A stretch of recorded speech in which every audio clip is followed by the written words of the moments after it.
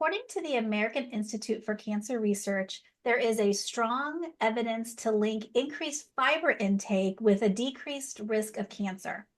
But the question here is how much fiber is needed to yield positive health benefits?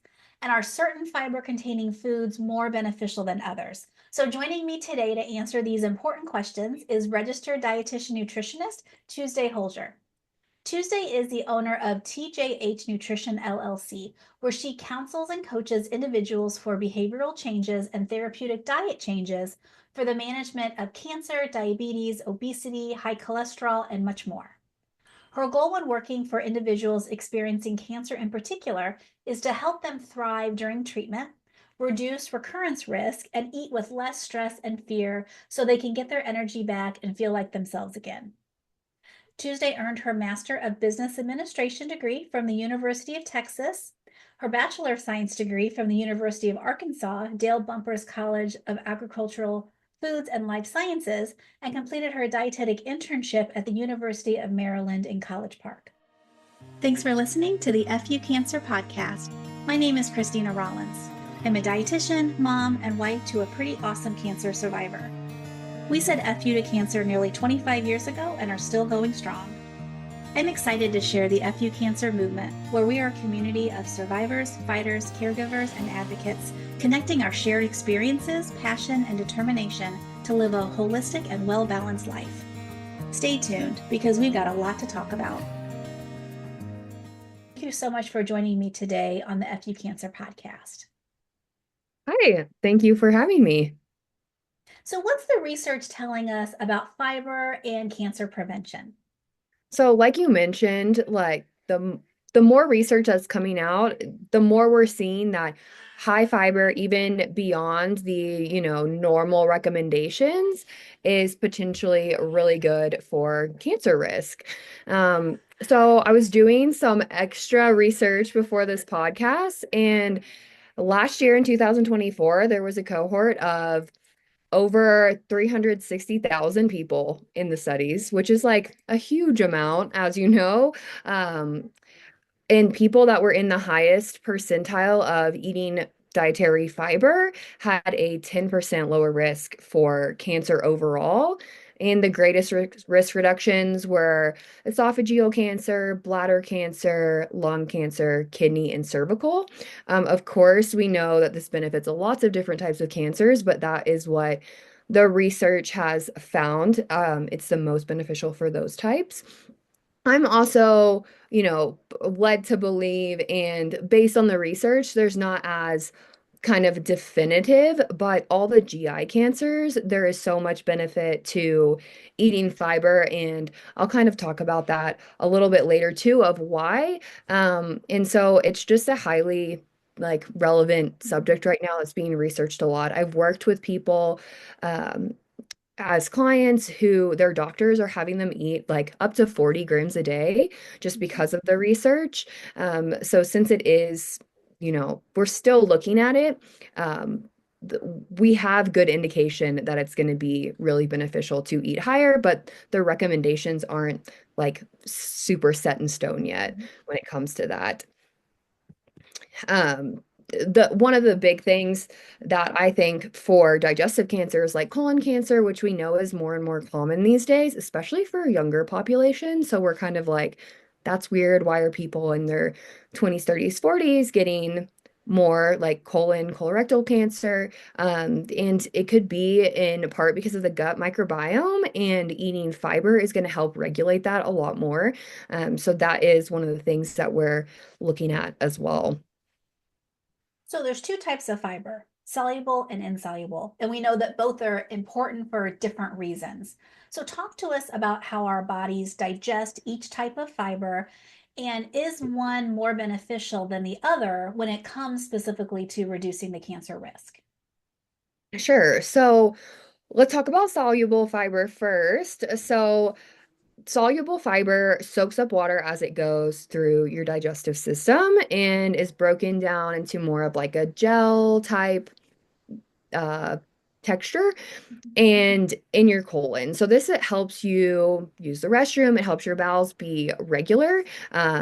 And another huge benefit is heart health when it comes to soluble fiber. But overall, it's going to help the stools pass. And this is why it's good for us. It also promotes intestinal health. Of course, reduces cancer risk, which we know. It can lower cholesterol levels, stabilize blood sugar. This is why it's so good for our heart health as well.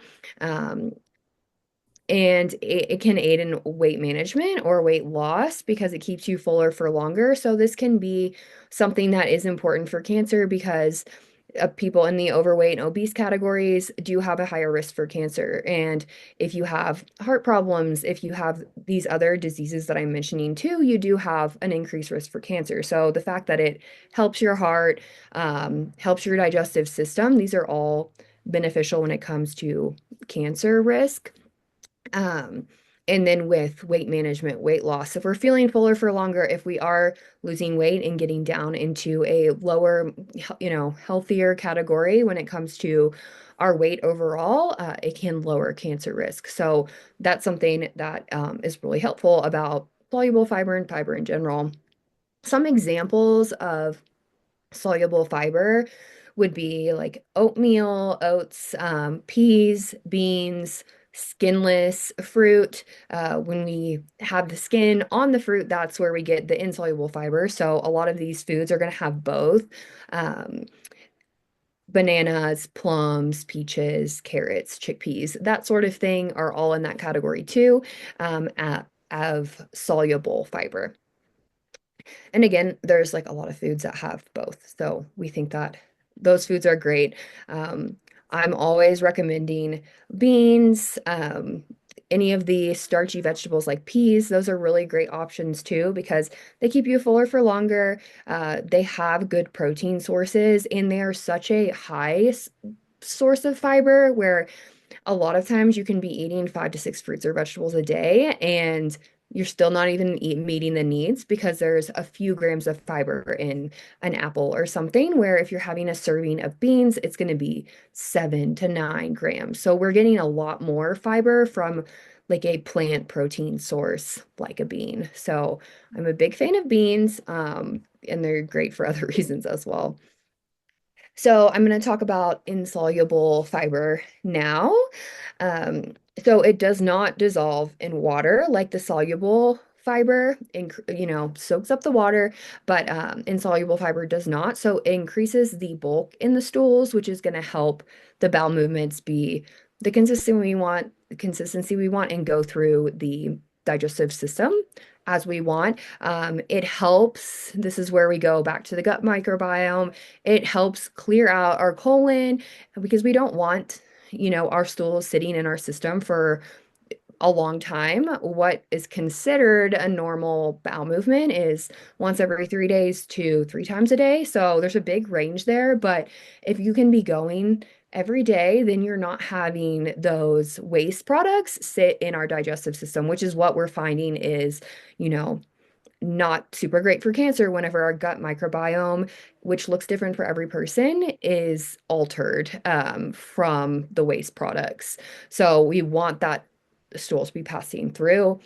I would love for it to be every day for every person. I know that's not always realistic, but it's a good kind of goal to set. And if you're above the three, it's taking you longer than 3 days to have a bowel movement, then we probably need to increase fiber. And it's something that you should definitely be looking at as far as that goes. So, insoluble fiber can relieve constipation because of what we just talked about, can reduce risk of diabetes as well. So those are some other benefits.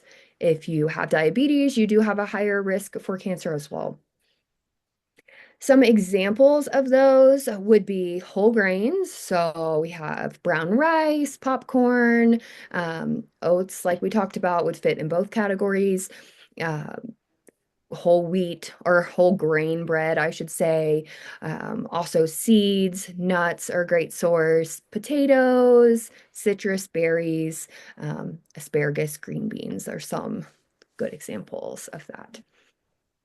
So how much fiber should we be consuming on a daily basis? You mentioned 40 grams earlier. It sounds like a lot, but is it, or is that the recommendation?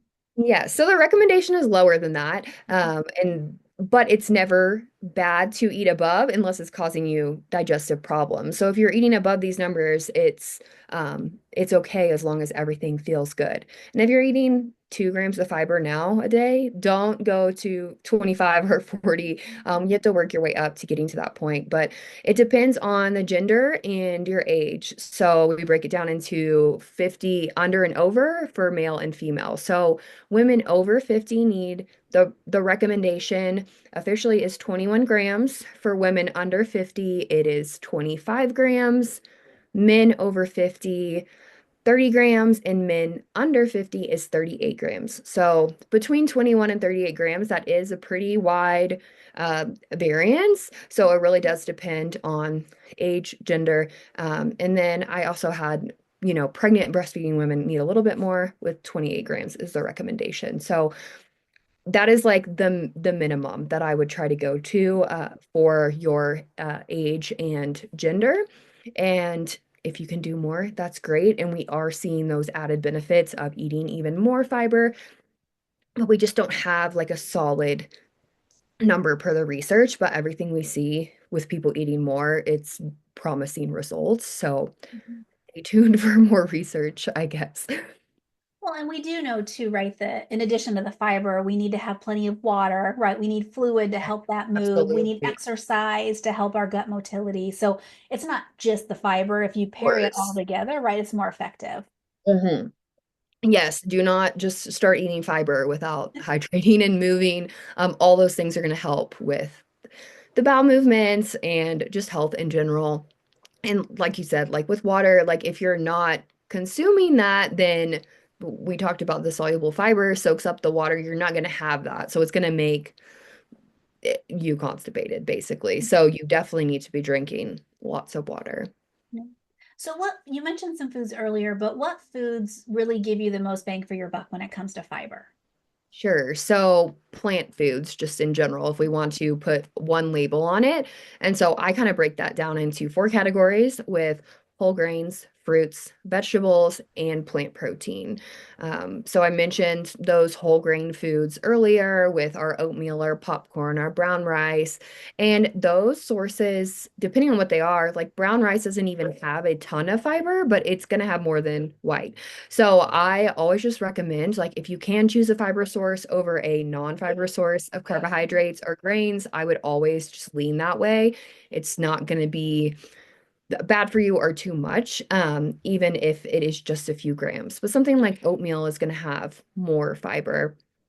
Fruits with skin is going to have more fiber because we're getting the soluble and insoluble there.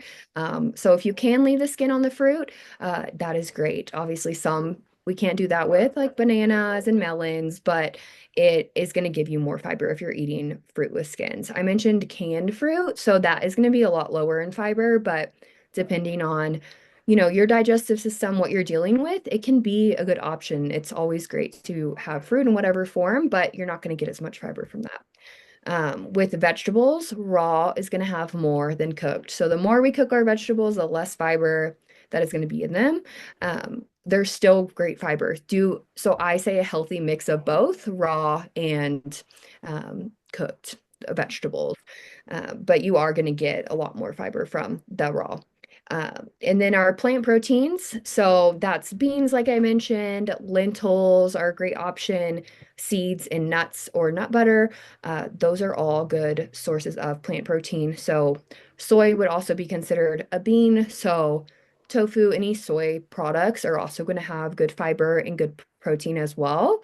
I typically recommend at least trying to do one plant protein a day because it's great for us to eat plants. There's tons of antioxidants, vitamins, minerals that do reduce cancer risk, and we're getting fiber from it and protein. So that's always something that I have people strive to do is trying to up that plant protein intake. So give us a few examples, maybe for someone who's listening to all these wonderful foods and thinking, I don't eat any of that stuff. And what I'm imagining as you're describing the food sources is shopping the perimeter of the grocery store. So what if I'm someone who only shops in the middle? Like how should I start? Like what are some easy ways that I can start adding fiber? Yeah, so if you want to only do the middle aisles, then I think whole grains are a great option to start, or even a lot of these things you can find in those inner aisles, like beans. Those are all things that they're canned, they're super easy. You can put them in anything. It doesn't have to be like fresh fruits and vegetables. I love like the 1 minute rice or whatever. Mhm. I live at high elevation, so it takes me literally 2 hours to make regular rice, but you can pop like a 1 minute rice in the microwave. There's also options like in the freezer section. I was gonna mention this later, but I'll mention it now. It's like the Bird's Eye like power blend. It has like beans, rice, and all you do is steam it. You put it in the microwave and it just Mhm. cooks up and it's super easy. So it doesn't have to be an hour or 2 hours in the kitchen. You can still get things in those aisles. You can do the 1 minute oatmeal packages for breakfast. It's great to add some seeds or nuts or even dried fruit on top of that to get a little extra. So I'm always just having people think about like, it doesn't have to be big. It just, where can I sprinkle something on maybe what you're already eating? So it depends on what you're already eating. You're probably close to that, or making those whole grain swaps, I think is another easy. If you're doing a lot of pasta, doing maybe a whole grain pasta or a chickpea pasta, something that's going to give you a little bit of fiber. You're already eating something extremely similar that you can swap out. Same with the brown rice versus white rice. It's really easy to just try to swap those out. And if it's like too big of a step, you can do half and half. So you don't have to change everything at once, but even just a little bit, especially like if you have kids or if you have a picky spouse, it's hard to make those big changes. So even just doing a little bit where it's Mhm. kind of disguised, I think is a good place to start.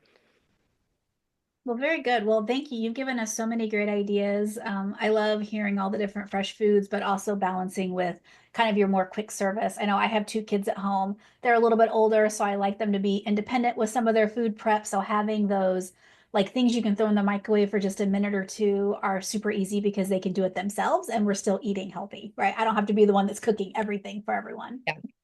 And doing like little trail mix bags like that are just easy to go, or like any of the like little prepackaged pistachios, like things like that are really easy. And like you said, you can just grab them out of the pantry and it's a better Mhm. option than a lot of things we're grabbing out of the pantry, to have some of those.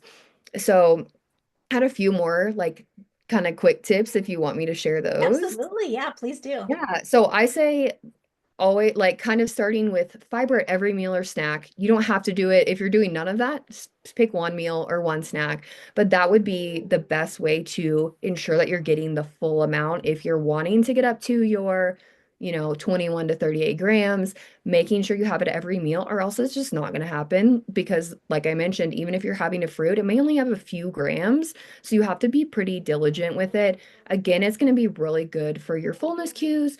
So that is kind of like the main, like, where can I focus on a fiber source? A good way to get in a ton of fiber, a ton of fruits and vegetable servings is a smoothie. So doing like you're getting like 2 to 3 servings of fruits and vegetables. You can put a little spinach in there. I know that sounds like, but I don't even like spinach and that you can't tell it's in there. You can tell because it's green, but it doesn't taste like it. The fruit overpowers. So I think smoothies are a great source of like an option for people who are not super like wanting to cook themselves broccoli and things like that. You're getting a lot of good fiber from that. Um, like a daily smoothie in the morning or something like that. Even prepping like little bags of the fruits and vegetables in the freezer and then just throwing it all together in the morning in the blender. Sauces are another good option. When you make like a red sauce, you could add tomatoes, carrots, and blend it all together with spinach, broccoli, and it's going to taste mostly like tomato sauce, red sauce, because it is such an acidic food.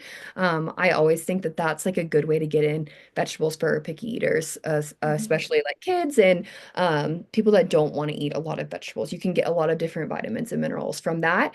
Um, and you can't really taste it. So Mhm. kind of adding, like I said, adding things to what you're already eating is a good option. You can try like desserts with fruit, so like a baked apple or a poached pear with spices, a fruit salad with whipped cream. I'll do like an apple in the air fryer with like cinnamon and honey. So it's just like another good way to get it in. And it's a unhealthier alternative to a dessert. Not that you can't have them sometimes, but just thinking of all these different ways that you can incorporate fiber and starting where you are with it versus I have to do a million things and do everything she recommended. Just pick one of these things that you think sounds realistic to you.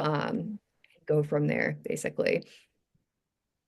Awesome. Well, thank you so much, Tuesday, for taking time out of your schedule to chat with us. You've given us a lot of great ideas, and hopefully people are jotting down maybe some grocery list items to try out. So thank you so much for everything you shared today. You're welcome. Thanks for having me. And listeners, be sure to check out our website at fucancer.health. We have a lot of nutrition and other resources available, um, at your fingertips. So please be sure to check it out. And then be sure to also like and follow us on Spotify, YouTube, or wherever you access your favorite content. Until next time, I'm Christina Rollins. Thanks for listening.